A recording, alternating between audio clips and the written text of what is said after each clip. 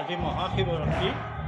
আজি মহাশিৱৰাত্ৰি যদিও এটা কথা ইয়াৰ মাজতে সোমাই আছে, আজি ত্ৰয়োদশী, কিন্তু আমাৰ গোটেই অসম প্ৰান্তত আজিয়ে যিহেতু সকলোৱে শিৱৰাত্ৰি পালন কৰিছে, ৰাতিপুৱাৰ পৰা সন্ধ্যা 7 বজাৰ পাছতহে চতুৰ্দশী আৰম্ভ হ'ব।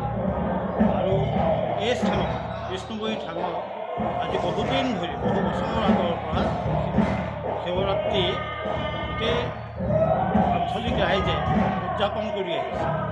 আৰু ইয়াতে আজি 3 বছৰ ধৰি হোমযজ্ঞ হৈছে। এইবাৰ আজি হোৱা নাই ত্ৰয়োদশী তিথিৰ কাৰণে, কিন্তু ত্ৰয়োদশী তিথিটো যিহেতু কাইলৈ সন্ধ্যাৰ পৰা পৰহিলৈ সন্ধ্যালৈকে আছে, গতিকে কালিলৈ শনিবাৰে ৰাতিপুৱা আমি এই যজ্ঞভাগ আমি সমাপন কৰিম। আৰু গোটেই ৰাতি বিশেষকৈ পুৰুষ সমাজে ইয়াতে শিৱৰাত্ৰিৰ যি নিয়ম কানুন আছে এইখিনি পালন কৰিব, কিন্তু যজ্ঞভাগ আমাৰ পাছতহে হ'ব। কালিলৈ শনিবাৰে পুৱা 9 বজাৰ পৰাহে হ'ব।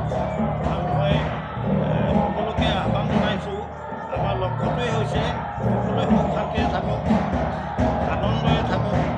এই ধৰণৰ চিন্তা লক্ষ্যত ৰাখি আমি এই কামবিলাক কৰি আহিছোঁ। ইয়াৰ পাছতে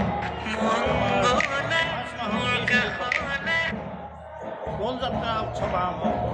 এই বিষয়ে ইতিমধ্যে কোৱা হৈছে। এই দৌলযাত্ৰা উৎসৱ আয়োজন কৰা হৈছে। ইয়াতে বিভিন্ন ধৰণৰ কাৰ্যসূচী ৰখা হৈছে। তাৰ লগতে মানে ভ্ৰাম্যমাণ থিয়েটাৰো ইয়াতে প্ৰদৰ্শন কৰিবহি। গতিকে কেওফালৰ পৰা উৎসাহৰ ঢৌ দেখা পোৱা গৈছে এতিয়াৰে পৰা। নিশ্চয় আমি আশা কৰিম সেই সময়ত সকলো ৰাইজ দৌল মহোৎসৱলৈ আহি আমাৰ যি কাৰ্যসূচী আছে তাক ন্যায়িকে পালন কৰাত আমাক সহায় কৰিব।